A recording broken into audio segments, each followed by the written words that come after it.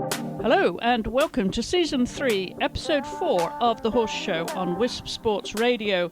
I'm Chris Stafford, and at Wisp Sports we believe that women in sport deserve equal coverage. On The Horse Show I talk to leading riders, trainers and coaches around the world about anything to do with horses.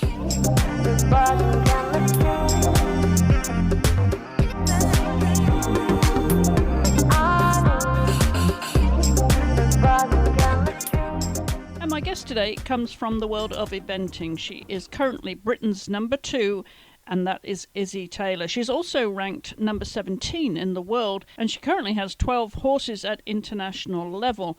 And I caught up with Izzy just after she'd arrived in Ireland for the Tattersalls international event, where she has a few rides this weekend. And Izzy, welcome back to the programme. Hi there, nice to speak to you again.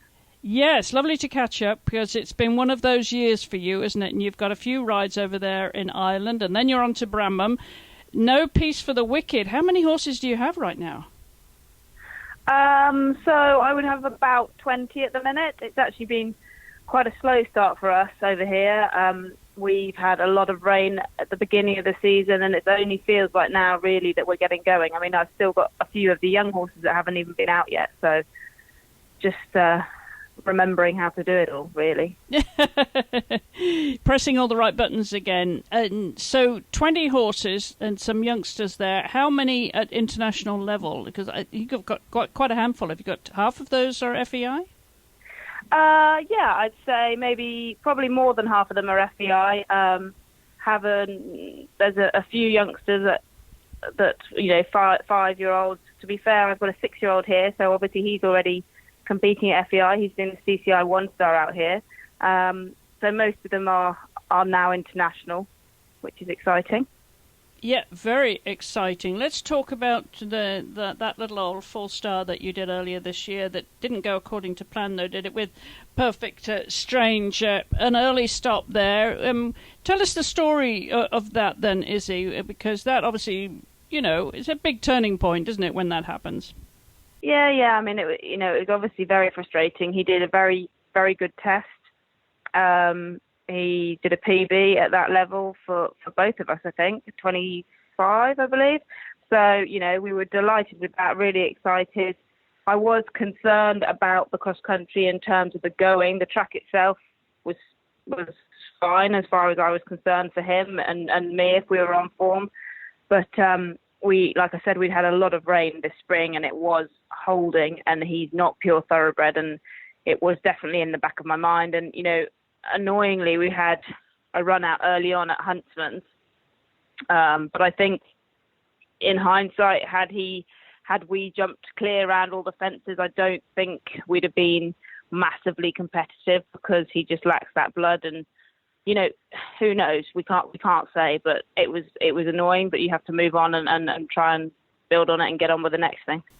Yeah, learn from that. What will you do with him then for this coming year? So we're a little bit unsure at the moment. He's an older horse and he really doesn't like the firm going, and typically of having a very, very wet spring, we've now gone baked dry and the ground's gone very, very hard.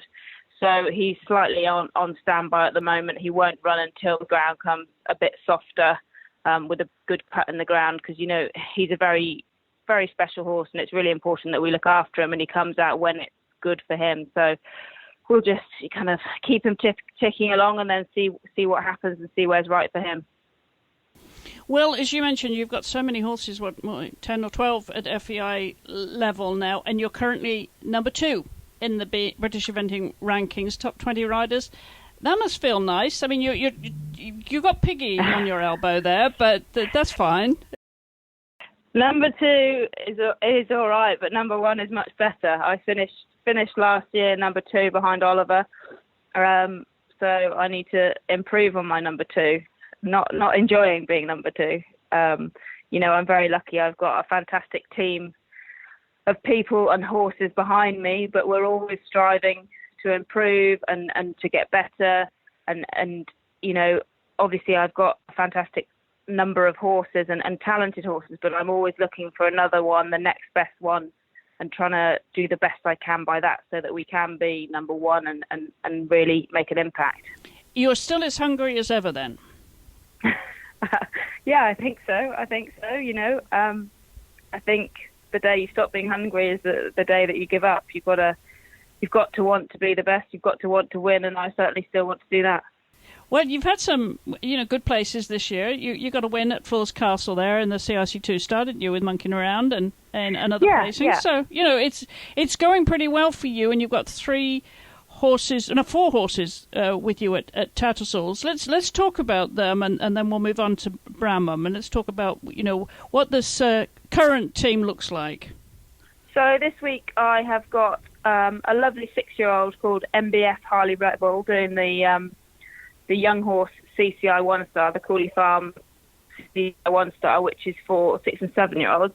He's a very exciting horse. I rate him very highly. He's owned by some great owners of mine called Mags and Simon Hope, and we bought him 18 months ago at the Going for Gold sale over here in Gorsebridge. And he is a really exciting horse for the future. I rate him very highly. Obviously, he's only 6, so it'll be an education for him coming here. I'm not saying he's going to come out and win it. Obviously, that would be fantastic, but he's a real horse for the future, and I'm excited by him. And then I've got Call Me Maggie May in the CCR 3-star. She's a great horse. She had a really good result at Chatsworth a few weeks ago. She was 3rd in the ERM, and her owner, Sarah Strong, has stayed with me for many years. She's got another horse with me, so it's exciting to have Maggie here. Hopefully the course will suit her. It's very flat out here, and that would be, well, I say that would be suited to her. Chatsworth was quite hilly, and she was one of the quickest of the day, so we're learning, getting better. And then I have in the CIC 3-star Director General. He's an exciting new horse for me this season. He's pure thoroughbred, so my favourite type of breeding. He's a real galloper. He went to Wiesbaden a couple of weeks ago, went rather green in the dressage and show jumping, so hopefully we've learnt from that, and he'll come out and be confident here. And then I also have Direct Casino, who's an 8-year-old. He went to Le Lyon last year and was 2nd in the 7-year-old World Championship. So he's a very exciting horse as well for the future. His owner, Justin Riley, and I picked him up as a 5-year-old. So it's really nice with some of these ones. We've had them from the beginning, and that makes it quite special. So, it should be an exciting week, and I hope they all go well. And how is how are things looking there at Tattersalls? It's a flattish course, as you say. How's the footing they're going, and what have you seen so far of the course? To be fair, I arrived this morning. We drove through the night, so I worked all the horses. They all worked nicely. It looks great. There's lots of grass cover. It's very, very sunny out here. I understand they've been watering the ground. They put a lot of sand down in the main arena. I haven't yet looked at the cross-country track. So far, so good. They always make a huge effort over here, so it's exciting. Well, you can't beat the Irish hospitality either, can you? Exactly that. It's lovely to be here. It's half term as well, so I've got my 2 children here, which is really exciting because sadly they never really get to come to the 3 days because they're normally in term time. So it's hopefully be a good fun week, and it helps that it's nice and sunny. I was going to ask you about the children because they're Lucy and Freddie, they're 7, 9. What ages are they now? Because they're so Lily's 9, and then Fred will be 8 in July, so very shortly. So yeah, they are full on, but they're great. They occupy themselves. They've been off finding their mates and having a great time. It is very special to have them here, and I really enjoy it. So it should be a fun week, I think. I was going to say it must be fabulous having them to be able to come with you, as you say, when they're not at school. But it's a juggling act, Izzy, isn't it? I mean, being a parent as well, even, when you're home, and riding all the horses you do, and they're at school. But how have you found, and you've had a bit of practice now, but how have you found that, juggling your career and your ambitions, your goals, and a single mind, because you're very goal-oriented, and then there's the family. Yeah. I mean, it's tough on mentally, and it's tough on them, but they're fantastic. They, from day one, they slotted in, and I'm very, very lucky. They are very good kids in as much as, you know, they do just slot in and do what is asked of them. Obviously, I've got a fantastic support team at home and within the eventing world as well. You know, there's others of us who've got children, and it's a really nice community for them to be involved in, because everyone has always got half an eye on them. And, you know, of course it's challenging, but everyone has their own challenges, and, you know, that's mine, but I wouldn't change them for the world.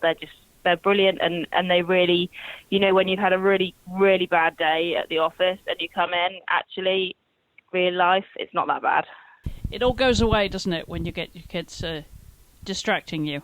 Yeah, exactly. And they're very, very important. And obviously, you know, I am very competitive, and it does mean a huge amount to me. But the other side of it is that I have got to earn a living, and you know, I've got to make sure that they don't suffer in either respect, because either I'm not there enough or because I'm being, you know, it is a tough sport financially, and that always is on my mind, that I'm doing the right thing by them as well.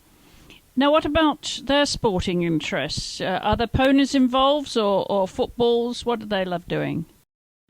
Well, they both have a pony. They love hunting. They're not mad keen like I was, which is a relief if I'm honest. But they're very good. They get up and do their ponies in the morning before school. And then Fred loves his sport. He plays a lot of football, anything ball orientated he loves. And then Lily would be more into the academic side of things. She loves reading. So yeah, they're very happy and self-sufficient actually, which is quite helpful from my point of view. Yes, very much so, to be independent at that age. And now, are you one of those what we call over here sports mums, that you really encourage them to ride and do what you love doing, or are you like hands off? Okay, the ponies are out there, you know, and have at it and enjoy it, and I'm right here for you. Yeah, no, I totally up to them what they do. They've got a pony, they have to care for it, they have to get up, they have to get it in, they have to do it, you know, look after it. That's not my department, that's theirs, but they do that. They're very good, and if they want to ride it, then they ask me, you know, and they can do as they wish in terms of riding and sport, and that it's definitely their call. I hope I'm not a pushy mother, is what we'd say, but you know, they are fiercely independent. So if I was to say, you know, I want you to ride, I think I'd be told, actually, no, I don't want to, thanks, Mum. So when they're at an event with you, do they want to come and help in the stables, or do they just go off and do their thing? And do they cheer you on? I mean, what you know, are they hanging around and supporting you? Yeah, it depends what's going on. You know, if their mates are about, their mates take priority over me doing some boring dressage or cross country or whatever it is. I think, you know, when you're brought up around it, you're fairly oblivious to it, aren't you? So they'll come and have a look if they want something. If they want some money to go get some ice cream, that's probably when they pay me the most attention, I'd say. They certainly have got their priorities right, Izzy, haven't they? No, I think they've got them bang on. Awesome. All right, well, let's move on past Tattersalls there and on to Bramham now. It's be just a few days away before you turn around and go over there. What have you've got a few horses lined up there. What are your plans? So we have got Spring Power in the CCI 3-star. He is a horse I took on the ride last season. Jodie Amos, who rode him previously, got injured, and I took him on as a catch ride, and then things happened, and he ended up coming to me full-time with a new half owner. So he is a horse I really enjoy riding. He's only 9 years old, so this will be his first CCI 3-star. And obviously Bramham's a tough track. It's very undulating, and another Ian Stark course, same as here this week. So I'm excited to have him there. He's been a really exciting horse so far, and it'll be very interesting to see how he handles it. And then in the CIC 3-star, we have Direct Tully Ryan Cruz, who is a mare who I've had probably for coming up to a year, maybe not a year yet. She's quite opinionated. She has different opinions to me at some points, but she's a very, very good jumper. And I was fourth at Chatsworth in the CIC3 star. So hopefully I can get her on side in the dressage, and then she's phenomenally competitive in the jumping and cross country. And then I've also got Be Touchable in CIC3 star, who is a fantastic horse. He won the ERM last year at Blenheim. He's very, very classy in all three phases. So that's his first big run since Blenheim last year. Hopefully the ground will be great and he can run and be competitive. He just has to be looked after very carefully. He's a delicate horse, but he's, 100% worth waiting for and making sure everything's right. I was going to ask you about the ERM, because that really has taken off, hasn't it, as a concept. And having won a class, then obviously I would imagine you support it. But in terms of what it's doing for the sport generally, because it's also got really super media attention in terms of sophisticated media and coverage of the Masters. Share your thoughts on that, Izzy. What do you feel that's doing for the sport in Europe? Yeah, I think there's two big points there. Obviously, from our point of view, the prize money is a big influence. It is tough trying to earn a living out of this, and if we can go to a class and win the kind of prize money we can win there, you're not going to say no. You have to go and you have to do it and you have to try and win it, and it definitely affects how you plan your horses' schedules, because personally, I have got to go and earn a living, and it's fantastic from that point of view. And also, like you rightly said, the media side of it is promoting our sport, and it's exposing it more, which hopefully is making the owners feel prouder of what they do, because it is a tricky sport for owners. I don't think there's a massive amount of recognition for them, and if we can expose the sport more to more people and try and get more interest, which will generate hopefully some more sponsors, we're heading in the right direction. But it is a tough slog for the ERM lot and again for us as riders. So hopefully it'll keep going and gaining more momentum and continue to raise the sport and raise the profile of the sport. Well, it certainly seems to be doing that. It's had very good exposure. But it does raise the question, really, I think this is timely, how the ERM has developed, because the sport is consistently under scrutiny, isn't it, from various quarters, constantly fighting for its position with the IOC. What do you see as changed in the overall scheme of your career, Izzy? What do you think has changed for the better and for the worse in the sport? Look, the sport has changed hugely. We've dropped the long format in terms of the roads and tracks and the steeplechase, and that was a huge change. And now it feels normal. If you were to turn around and say we're going to do it the other way around, I think we'd all put our arms up and say we can't do that. That's ridiculous. I think, and now this time we've changed the dressage coefficient, which is hard to comment on this early, I think. So far, it's produced a good competition. Kentucky was exciting, Badminton was exciting. But I think the worry from a rider point of view is that things get changed with possibly not enough thought and not enough contribution from us. And, we just need to make sure that the sport does go the right way and that we're doing it for the right reasons.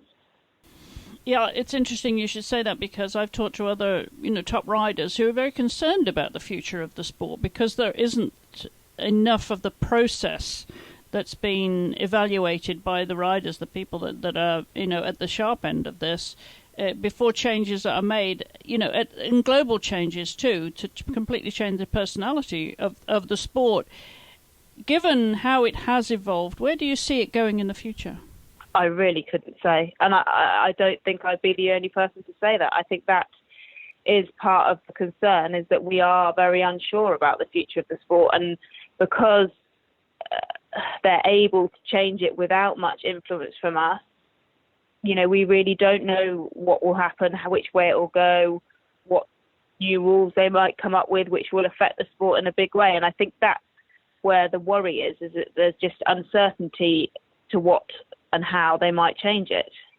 And then you look at the horses and coming through the sport at grassroots, there's still obviously a huge pool of horses out there. I know it's always hard to find, the golden horse, but there are still horses out there being produced that can take you to the top. Do you find that you still have access to that steady stream of young horses, given the number of horses you've got at FEI level now? Is it going the way in terms of running the business I'm talking about now, is it the way that you need it to? No, it's tougher and tougher to find the good young horses. And again, the question mark is what we are looking for in a good young horse. Okay, the horse has got to be talented. There's no question about that. Whatever way the sport goes, it's got to be a talented horse. However, the stamina side of things, the carefulness, we don't know what the future might entail and how to do it. So that makes, in terms of business, it very difficult because you don't know what your end goal is going to be. So therefore, how can you select the young horses? And horses are a gamble anyway, but I think it's making it harder to select the right ones. And the number of the people in the sport is huge at the moment, fellow riders. So therefore, there's, of course there's a big pool of horses, but there's a big pool of riders as well. So it's tricky, and I think that's where people are looking at younger horses, buying the 3-year-olds, farming them and doing it that way to try and make it more financially viable and getting the results you want. Yeah, and also, of course, the loyal sponsors, as you've got loyal owners as well, getting them to come into the sport, but keeping them over time. Do you find that other riders and generally the sport, the whole sort of personality of the sport is sustainable in terms of the owners that are coming in, that are looking at the sport and saying, yes, they want to have a go if they've never been involved before? I think it's tough drawing in new owners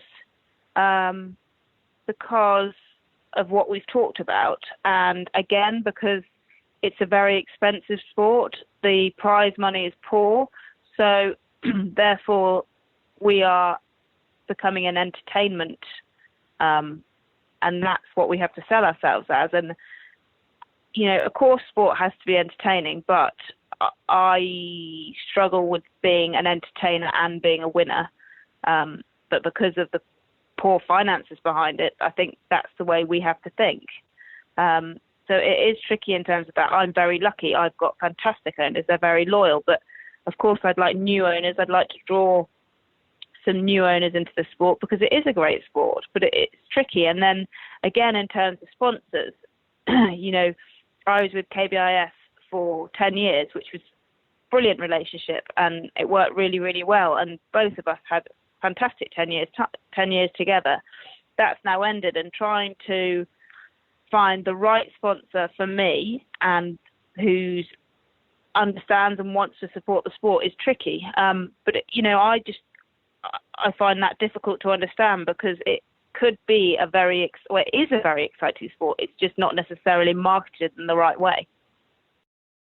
That's interesting. Do you think that's a European perspective, or do you think that's a global issue then, that the sport needs marketing in a better way? I think probably a global issue. I mean, I don't know. Obviously, my main knowledge is in Europe and obviously the UK. I couldn't really comment on more than that, but I think it does need looking at and improving. Well, let's look forward to your future then this year. What's the big plans for the fall, for the autumn season, Izzy? So hopefully we'll have some horses at Burley, which is one of my most favourite events. It's just a great event to be at. I've always had... not least of all for the shopping. Well, I can't comment on the shopping. Oh, right. But the event itself is super. Again, it's the week before the kids normally go back to school, so they get to come to that one again, which is always makes it a bit more special. And it's a great event. I love going there. Obviously the ERMs, like we've spoken about, continuing on them. The final is at Blair this year, which is a beautiful event when it's not pouring with rain like it was for the Europeans. Then I'd hope to have my 6-year-old world champion monkey around. I'd hope to take him back to the Léon d'Angers for the 7-year-olds. I'd hope to get him there and that he'd be very, very competitive. And then I suspect we'll be at Pau, the last event of the season. Yep. Long drive down there to the south of France. Okay, let's be even more ambitious before I let you go, Izzy, and look at your bucket list. What's on your bucket list? My bucket list? I'm not sure you've got me out there. Okay. What the big plans are? What are you in, 5 years, 5 years time, or even 10 years time? What boxes you want to check? I've got to really prove my worth and win some of these big 4-star events. They've eluded me, and I've been disappointed in myself and my 4-star results so far. So that's something I need to definitely improve on and work on. And on top of that, these championships, I would like to go and be very competitive and medal at the championships. So, obviously in order to do those things, you've got to produce the results below. So it's a stepping stone game, but those are the things that I want and need to do to be happier with what I achieve as a rider. You're certainly getting the results overall, Izzy, and it's only a matter of time before you secure that 4-star win you're looking for. So the very best of luck with Tattersalls this week, Bramham, and onwards for the rest of the season. And thanks for taking the time to come on the programme.